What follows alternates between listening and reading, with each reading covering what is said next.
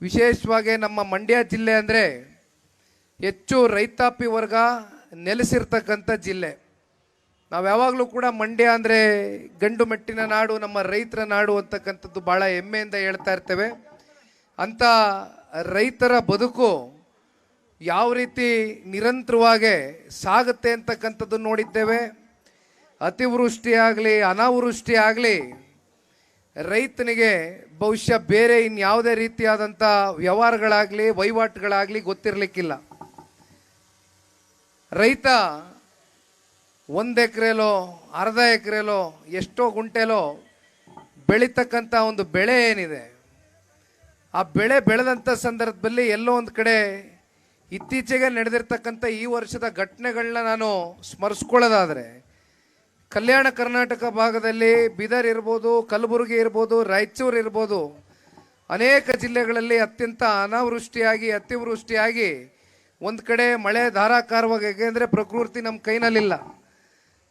ಆದರೆ ಭೂಮಿ ತಾಯಿಯನ್ನು ನಂಬ್ಕೊಂಡು ಬದುಕ್ತಕ್ಕಂಥ ರೈತ ಎಷ್ಟೋ ಸಲ ಪಾಪ ಬೀದಿ ಪಾಲಾಗಿರ್ತಾನೆ. ಅಂಥೊಬ್ಬ ರೈತನ ಬದುಕು ಹಸಿನವಾದರೆ ಮಾತ್ರ ಇವತ್ತು ನಮ್ಮ ನಾಡು ಸಮೃದ್ಧ ನಾಡವಾಗಿ ಹೊರಹೊಮ್ಮಲಿಕ್ಕೆ ಸಾಧ್ಯ ಅಂತಕ್ಕಂಥದ್ದು ಈ ಸಂದರ್ಭದಲ್ಲಿ ಮಂಡ್ಯ ಜಿಲ್ಲೆಯ ಈ ಪುಣ್ಯ ಭೂಮಿಯಲ್ಲಿ ರೈತಾಪಿ ವರ್ಗದ ಜೊತೆಯಲ್ಲಿ ಅವರ ಒಳಿತಿಗೋಸ್ಕರ ವಿಶೇಷವಾಗಿ ನಮ್ಮ ತಾಯಂದಿರುಗಳ ಬಹುಶಃ ಒಂದು ಪೂಜೆ, ನೀವು ಸಲ್ಲಿಸ್ತಕ್ಕಂಥ ಒಂದು ಪ್ರಾರ್ಥನೆ 100ಕ್ಕೆ 100ರಷ್ಟು ನಮ್ಮ ಜಿಲ್ಲೆಯ ರೈತರಿಗೆ ಒಳಿತನ್ನ ತಂದುಕೊಡುತ್ತೆ ಅಂತಕ್ಕಂಥದ್ದು ಈ ಸಂದರ್ಭದಲ್ಲಿ ಆ ಭಗವಂತನ ಸನ್ನಿಧಿಯಲ್ಲಿ ನಿಂತು ನಾವು ನೀವೆಲ್ಲರೂ ಕೂಡ ರೈತರ ಪರವಾಗಿ ನಿಮ್ಮ ಪ್ರಾರ್ಥನೆಯಲ್ಲಿ ಅವರನ್ನು ಕೂಡ ಮುಂದಿಟ್ಕೊಂಡು ಅದು ಒಂದು ಭಾಗವಾಗಿ ನಾವು ರೈತರನ್ನ ಉಳಿಸ್ತಕ್ಕಂಥದ್ದಕ್ಕೆ, ರೈತರನ್ನ ಕಾಪಾಡ್ತಕ್ಕಂಥದ್ದಕ್ಕೆ, ರೈತರನ್ನ ಮುಂದಿನ ದಿನಗಳಲ್ಲಿ ವಿಶೇಷವಾಗಿ ನಮ್ಮ ರೈತಾಪಿ ವರ್ಗದ ಯುವ ಪೀಳಿಗೆ ಮಕ್ಕಳುಗಳು ಇವತ್ತು ನೋಡ್ತೇವೆ, ಬಹಳ ಜನ ರೈತರ ಮಕ್ಕಳು ರೈತರಾಗಿ ಉಳಿದಿಲ್ಲ.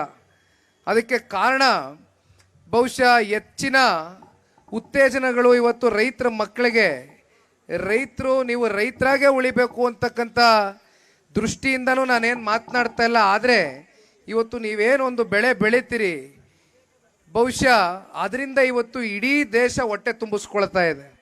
ಅಂಥ ಒಬ್ಬ ರೈತ ಅಥವಾ ರೈತರ ಮಕ್ಕಳು ಭವಿಷ್ಯದಲ್ಲಿ ಹೊಸ ಹೊಸ ತಂತ್ರಜ್ಞಾನವನ್ನು ಉಪಯೋಗ ಮಾಡುವ ಮೂಲಕ ಮುಂದಿನ ಪೀಳಿಗೆಗೂ ಕೂಡ ನಾವು ಮತ್ತಷ್ಟು ಉತ್ತೇಜನವನ್ನು ಕೊಟ್ಟು ಒಟ್ಟಾರೆಯಾಗಿ ರೈತಾಪಿ ವರ್ಗವನ್ನು ಕಾಪಾಡ್ಕೊಳ್ತಕ್ಕಂಥ ಒಂದು ಪ್ರಯತ್ನವನ್ನು ನಾವು ನೀವೆಲ್ಲರೂ ಕೂಡ ಮಾಡಬೇಕು ಅಂತಕ್ಕಂಥದ್ದು